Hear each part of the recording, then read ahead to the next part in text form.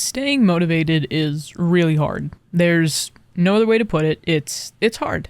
Cause when you first start out and you're like, I'm gonna do this thing, it's gonna be awesome, it's gonna be great. And then as you go along, you start to realize like, oh, I'm missing this. Oh, I didn't get this done today. And you start to feel a little bit worse, a little bit bad. And completing those things become a lot harder. And wanting to make goals for yourself start to become and feel useless. And eventually you just stop. I have the exact same problem, and I'm having it right now.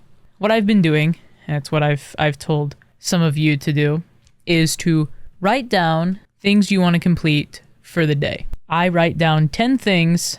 Some I know that I can complete because it should be a part of my daily routine every single day. And then some things that I might be able to do or I might not. And I don't fault myself for the things that fall to the wayside because I have to reason with myself that these are things that I might be able to get done or I might not be able to.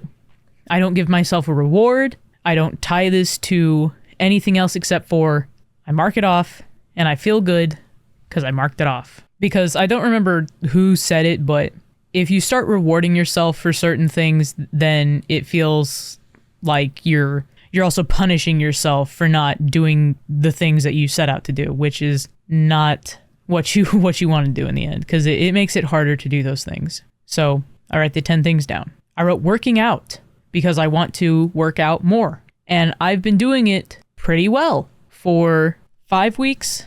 Now that I actually sit down and count it, I've been doing it pretty well for 5 weeks. Working out has been a part of my afternoon activity. And then I got sick. I got a cold. And you know, colds, they can knock you out pretty bad.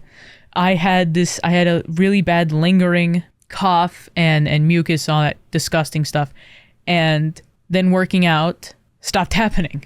And I tried writing it down on my little notebook that I have.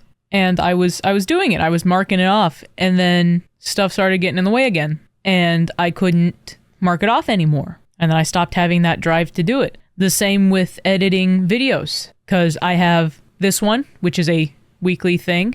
A once a week thing. And I have my main channel, which is whenever I film a video, I edit it and I put it up, depending on what I have. And that has just been really hard.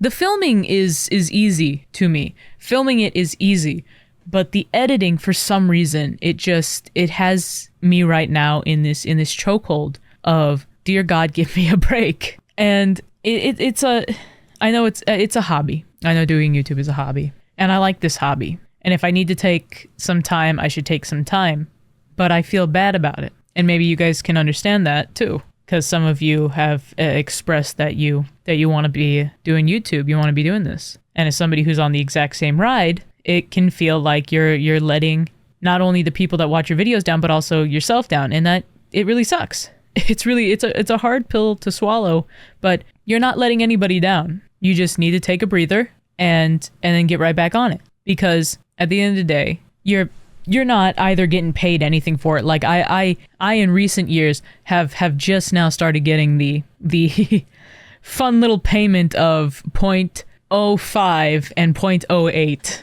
which amount to like, I think $23 so far.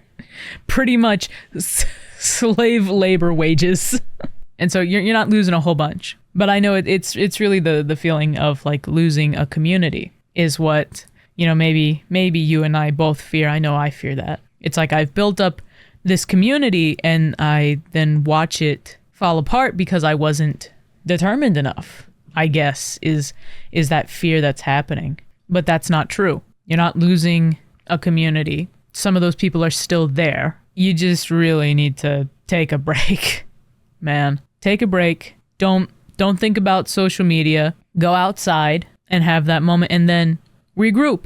Actually start to think about like, okay, let me think of an actual practical schedule, because if this is the time I want to edit and something gets in the way, then I'm going to do what? I'm going to reschedule. I'm going to find that time again. You don't have to kill yourself for a job that might not even happen, or for a hobby. Don't kill yourself for a job or a hobby. It's not worth it. You'll end up losing more things because you wanted to make this your whole life. And again, dude, I've been there. I've been there. For, I think this is gonna be year 4 of the main channel. I've had my YouTube channel. I've been posting to it, and I used to tell myself like, it's this or nothing.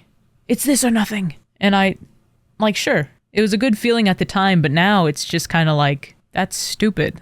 I have so many other things that I can be doing and I could be striving for. Sure, I'd love for YouTube to be a job that I get a stable income from, but it's not stable, and it sucks a lot of things out of you. That doesn't mean stop going for it. If this is what you want, you'll fight like hell to get it.